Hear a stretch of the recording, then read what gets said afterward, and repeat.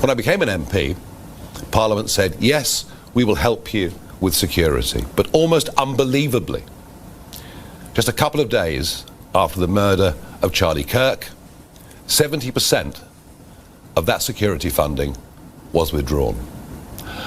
I am going to need security for the rest of my life, and I cannot even tell you how grateful I am to Christopher Harborne, because now I will never ever need to worry about whether I've got the resource. Well, the new attack from the media is that somehow I am a crook, I am dishonest. Yet another reason to hate me. Commentators over the weekend have said, oh, look at the interviews Nigel's doing. He's not himself. He's getting angry. Well, here's why.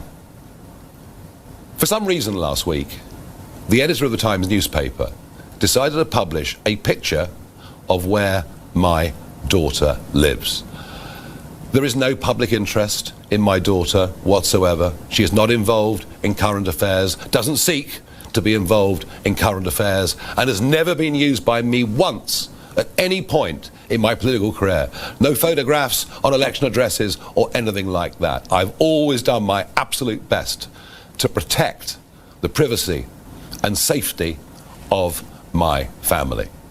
By publishing that photograph, the editor of the Times has directly threatened her security. I wonder what happened to the Leveson inquiry of years ago, an inquiry that sought to bring better balance between what the press could do and families of those in public life. Worse still, she now has broadcasters haranguing her.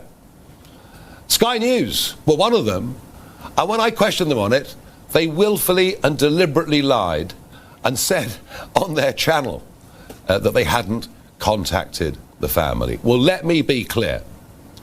I will not tolerate intimidation of my family. I will not tolerate the location of where they live being revealed. I will not tolerate any of my family being endangered because of what I choose to do in public life. So yes, you can ask, am I angry? But I've never been angrier in my life. I'm also pretty upset with the behaviour of this Labour government.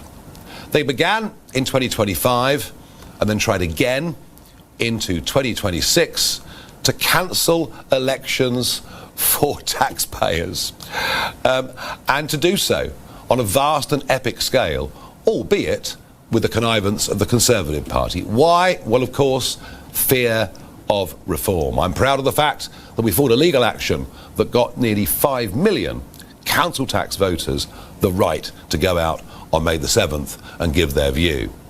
Now, of course, they want to reduce the voting age down to 16. Again, they think that will help damage reform. And just a couple of weeks ago, following the Makerfield by-election, they changed the voting rules for the Manchester mayoral by-election. They've gone away from first past the post, again for fear that reform might win. And now they've come after our money.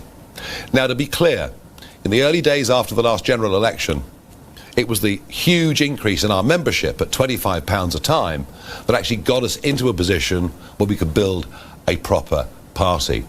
Over the last year, some big donors have been attracted to us.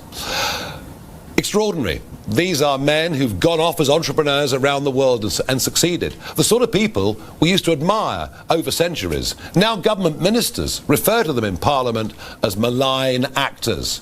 And so they keep changing all the rules again and again just to stop reform. Frankly, it is like living in a communist country. I could never have believed such a thing would happen here. Ignore the fact, of course, that over decades peerages have been given to donors, and that Labour's donors, in the run-up to the 2024 general election, now seem to have been awarded the most extraordinary government contracts. Perhaps Dominic Cummings was right last year when he said Whitehall will break the law to stop reform winning power. And we've been subject in the last few months to the use of illegally obtained information, firm evidence of computer hacking, and now leaks from government agencies. And this is all, of course, a great distraction, because we're about to get a Prime Minister who's coming in with no mandate whatsoever. He didn't even stand on the 2024 manifesto. This country needs a general election. even if Labour, the Conservatives and the media don't want it. And whilst this pile-on against reform happens, the boats continue to cross the English Channel. Our fractured defences make us look weaker and weaker against what I think is now an increasingly dangerous Vladimir Putin. Business confidence is the lowest it's now been for 16 years, and I speak to you from a capital city where men can't wear watches and women can't wear jewellery on the street. Britain is broken and the public know it, and we need change. Now, the issue with my daughter was the final straw. Enough is enough. And I thought over the weekend, what shall I do? I could go out and try and make some real big money. I could go to the USA, where I've got plenty of offers. And then I thought, why should I be judged, today or in history in the future, by Sky News and their ilk? Why should they be the people that decide my fate when, as I repeat, I've done nothing wrong?